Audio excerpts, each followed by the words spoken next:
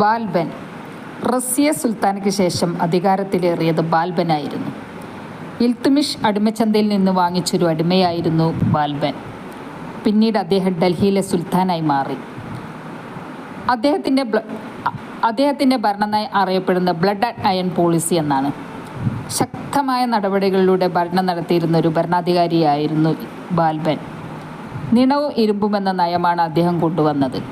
എല്ലാം അടിച്ചമർത്തിക്കൊണ്ട് തൻ്റേതായ രീതിയിലൊരു ഭരണമാണ് അദ്ദേഹം കാഴ്ചവെച്ചത്. ദൈവത്തിൻ്റെ നിഴൽ അല്ലെങ്കിൽ ദൈവത്തിൻ്റെ പ്രതിപുരുഷൻ എന്നാണ് അദ്ദേഹം സ്വയം വിശേഷിപ്പിച്ചിരുന്നത്.